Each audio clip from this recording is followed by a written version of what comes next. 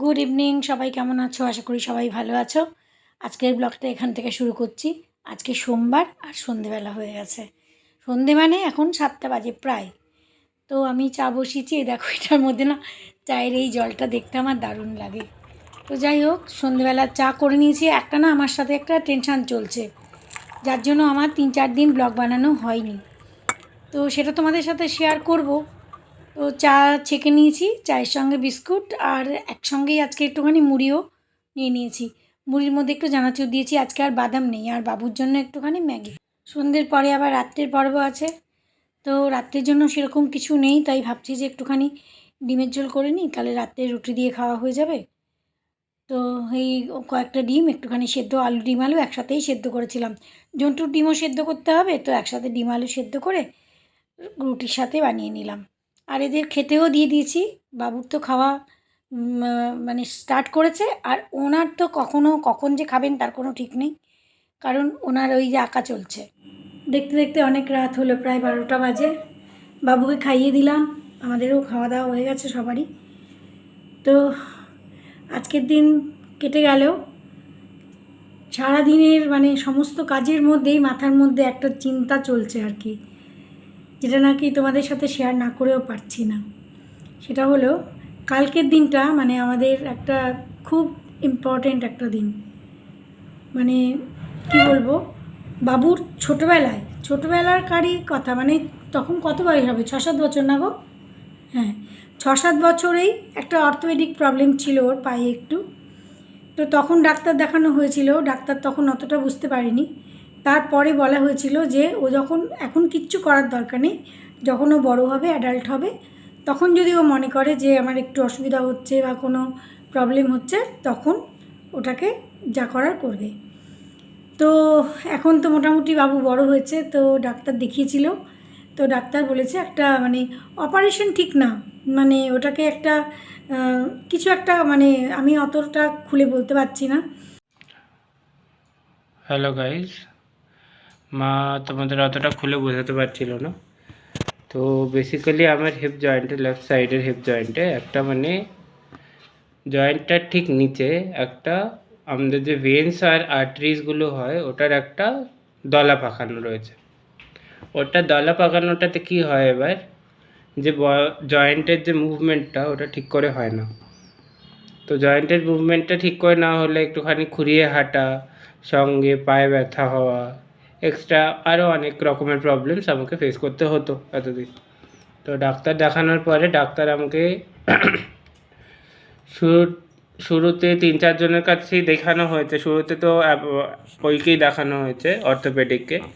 তারপরে ওনারা আমাকে সাজেস্ট করলো যে তুমি ইন্টারভেনশনাল রেডিওলজি দেখাও। ওরা কি করে বেসিক্যালি এই ভেন্সের মধ্যে যে ডিজিজগুলো হয়, যেরকম ভেরিকোজ ভেন অনেকেই শুনেছো হবে তোমরা, ওটাও একটা ডিজিজ, ভেন্সের ডিজিজ হয়। তো এই সব ডিজিজগুলোতে ইন্টারভেনশনাল রেডিওলজিরা কাজ করে, যারা ডাক্তার হয়। তো আমার এই এখন যে ট্রিটমেন্টটা হওয়ার আছে ওটাতে কি করবে, যেই দলাটা বাকি রয়েছে ওই দলাটার মধ্যে একটা সূচের মতন ঢোকাবে, ঢুকিয়ে ওই জায়গাটাকে -70 ডিগ্রিতে ফ্রিজ করে দেবে। এবার কোনো জিনিস যেরকম আমরা যখন চিকেন মাটন কোনো রাখি ফ্রিজে, যখন ওটা ফ্রিজ হয়ে যায় তো ওটার সেলগুলো ড্যামেজ হয়ে যায়। বাস ওই জায়গাটা যখন ওই ওই টিউমার মতন যে জিনিসটা রয়েছে দলা পাকানোটা, ওটা ফ্রিজ হয়ে গিয়ে মরে যাবে, আর ওটা আমার বডি অ্যাবজর্ব করে নেবে। তো দেখা যাক কতদূর কী হয়,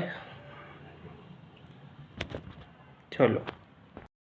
The next day. Good morning, আমরা বেরিয়ে পড়েছি, এখন বাজে 9:10। এই যে বাবু রেডি হয়ে গেছে, তো আমরা বেরিয়েছি এখন। আমাদের 9টার মধ্যে পৌঁছাতে বলেছিল, কিন্তু 10 মিনিট দেরি হয়েই গেল। তো বেশিক্ষণ লাগবে না। আজকে তো মামুন নেই, সেদিন মামুন গাড়ি করে নিয়ে গেছিলো, আর আজকে তো এইখান থেকে আমরা অটোই নিয়ে নেবো। না, অটো নেব, অটো নিয়ে নেব। তো অটোতে বেশিক্ষণ লাগবে না, মিনিট 10 লাগে। আকাশ হসপিটাল বেশি দূর না, তো আমরা ওখানে পৌঁছাচ্ছি। আমরা হসপিটালে পৌঁছে গেছি, এবার ওকে অ্যাডমিশান নিতে হবে। মানে বিরাট বড় কর্মযজ্ঞ, মানে দেখার মতন, বলার মানে চিন্তার বাইরে। এত লোক হসপিটালে আসলেই বোঝা যায় যে কত মানুষ যে অসুস্থ, কত রকমের মানুষের শরীর খারাপ। এই হসপিটালে আসলে না মনটা এত খারাপ হয়ে যায়। যাই হোক, এখানে এই অ্যাডমিশান হচ্ছে বাবুর, অনেকগুলো মানে সব কিছু, এই পেপার সাইন করা, এটা ওটা সেটা। এখানে অ্যাডমিশান হচ্ছে। অ্যাডমিশান হলে তারপরে আমাদের নিয়ে যাবে রুমে। এই রুমে এসে গেছি আমরা। এটা হচ্ছে ফিফথ ফ্লোরে এই অনেক বড় একটা রুম। সেখানে এই 3টে না 4টে আলাদা করে ব্যবস্থা করা আছে। এই যে এখানে সিস্টার এসে গেছেন, বিপি আর একটা কি এই হাতে একটা চ্যানেল বানাবে, আরও 2টো হাতের মধ্যে কি স্লিপ লাগিয়ে দিয়েছে। টেনশন হচ্ছে। ওটিতে যাওয়ার আগে যা যা প্রসিজিওর সব কিছু হয়ে গেছে, এখন ওকে নিয়ে যাচ্ছে। আমরাও পিছনে ভীষণ একটা টেনশন হচ্ছে, মাথার মধ্যে অস্থির করছে, কিন্তু কিছু করার নেই। শরীর থাকলে শরীর খারাপ তো হয়ই, আর তার সঙ্গে তার ট্রিটমেন্টও করতেই হয়, কিচ্ছু করার নেই। 3:45 ওটিতে নিয়ে গেছে, আর প্রায় 8:30টার পর ওকে বার করেছে। তো ওকে এখন এই বেডে রেখে এসে তারপরে এখন এর নিচে একটা ক্যাফেটেরিয়া আছে। প্রায় সারাদিনই আমরা না খাওয়া। তো মামুন কিষানকে বাড়িতে বলে দিয়েছিল। তো কিষানের বন্ধু এসছে, ওদের দুজনকে বসিয়ে ওর কাছে আমরা নিচে এসছি, নিচে ক্যাফেটেরিয়া। এখান থেকে একটু চা কফি কিছু নেবে। আর কিষান আমার জন্য রুটি তরকারি নিয়ে এসছে। আর ওরা দুজন, মামুন আর ওরা দুজন একটুখানি চা কফি খাবে। আর আমার জন্যও একটা কফি নিয়েছে। আর এই রুটি তরকারি কিষান বাড়ির থেকে নিয়ে এসছে বানিয়ে। মামুনের যে ভদ্রমহিলা রান্না করেন, ওনাকে দিয়েই এখানে বসেই বানিয়ে নিয়েছে। Good evening. বাবুকে সেই 3টের সময় ওটিতে নিয়ে গেছিলো, এখন বাজে 9:15। মানে সারাদিন আমরাও, মামুন এসছে স্কুল থেকে, একে পাঠিয়েছিলাম বাড়িতে, ঘরে জন্টু রয়েছে, ওকে খাওয়াতে হবে, ও একা একা রয়েছে। এখন এই রাত্রিবেলা এখন ওই কিষান আমার জন্য রুটি তরকারি নিয়ে এসছে। আর এই এখন বললাম যে ক্যাফেটেরিয়াতে চল, একটু তোরা চা কফি কিছু খেয়ে নে। ও কিষান আরেক বন্ধুকে নিয়ে একে নিয়ে এখন এসছে।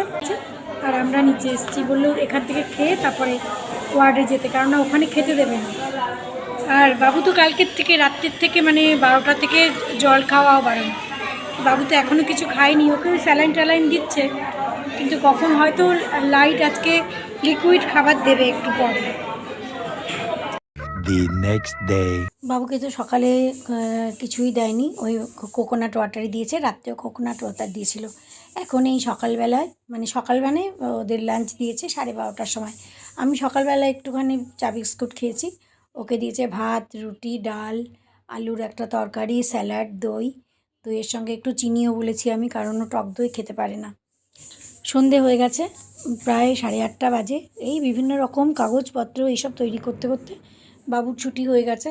আমরা নিচেও এসে গেছি, ওকে হুইল চেয়ারে দিয়ে গেছে, কারণ ওই জায়গাটাতে একটু ব্যথাও হয়েছে।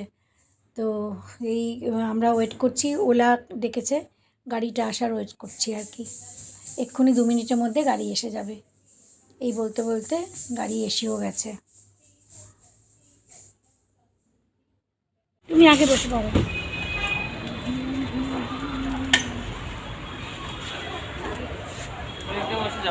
তুমি আগে বসে যাবে।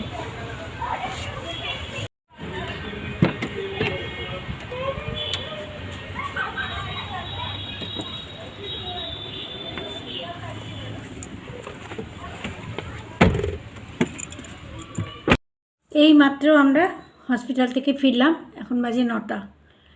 এসেই আগে জামা কাপড় ছেড়ে হাত মুখ ধুয়ে, স্নান আর করিনি এত রাত্রে, তো ও ঝন্টুকে খাওয়ালাম। কারণ আজকে সকালবেলা ওকে খাওয়াতে গেছে, খাইনি, মানে গড়গড় করছে যেন। কী হচ্ছে? ওই যে অ্যাডি বেরিয়েছে, তার জন্য এত হই করছে। অ্যাডি এখান দিয়ে যাতায়াত করলেই হয়। ওই যে আমরা বাড়িতে আসার পর ঝন্টুর যা চিৎকার চেঁচামেচি, তার মধ্যে ওখান থেকে মামুনের ফোন আসলো যে তোমাকে ঘরে এসে কিছু রান্নাবান্না করতে হবে না, আমি খাবার পাঠাচ্ছি। এই যে খাবার পাঠিয়েছে সুইগিতে। যাই হোক, ও পাঠিয়েছে বলে ভাগ্যিস, আমি তো নাই করেছিলাম যে পাঠাতে হবে না কিছু, কিন্তু ও পাঠিয়েছে বলে আমার আর কিছু করতে বলো না। এই এখন জামা কাপড় ছেড়ে, স্নানটা করলাম না এত রাত্রে, জামা কাপড় ছেড়ে হাত মুখ ধুয়ে এসেছি। এখন বাবুকে খাবার দিয়ে দিচ্ছি, কারণ ও সারাদিন ধরে প্রচণ্ড একটা টায়ার্ড। এই যে ভেজিটেবল ফ্রাইড রাইস পাঠিয়েছে, রুটি আর আলু মটরের তরকারি। তো আর জন্টুর জন্য আর ওর জন্য রুটি, আমার আর বাবুর জন্য দুজনের জন্য ভাত পাঠিয়েছে। তো যাই হোক, তো হসপিটালে সব কিছু তোমাদের সাথে যতটুকু পেরেছি শেয়ার করেছি, যে অনেক বড় একটা চ্যালেঞ্জ, অনেক বড় একটা ব্যাপার। তো যাই হোক, তো আশা করছি সব কিছু ঠিকঠাক হয়েছে, ডাক্তারদের মত অনুসারে সব কিছু ঠিকঠাকই হয়েছে। এখন 2-1 দিন বাবুকে তো একটু রেস্টে থাকতে বলেছে, তারপরে ওকে নেক্সট উইকে ওর অফিসে জয়েন করার কথা। এখন আশা করছি যে সব কিছু ঠিক হয়েছে, ভালোই থাকবে। তো চলো, আজকে সব কিছু যতটুকু পেরেছি তোমাদের সাথে শেয়ার করলাম। আসলে নিজের পরিবার মনে করি, তো নিজের পরিবারের সঙ্গে যদি শেয়ার না করি তাহলে কার সাথে শেয়ার করব, এই জন্যই সব কিছু শেয়ার করেছি যতটুকু পেরেছি। তো আশা করি সবাই ভালো আছো, সবাই সুস্থ থেকো, সবাই সাবধানে থেকো। আজকের ব্লগ এখানে শেষ করছি, আবার নেক্সট ব্লগে দেখা হচ্ছে। Good night.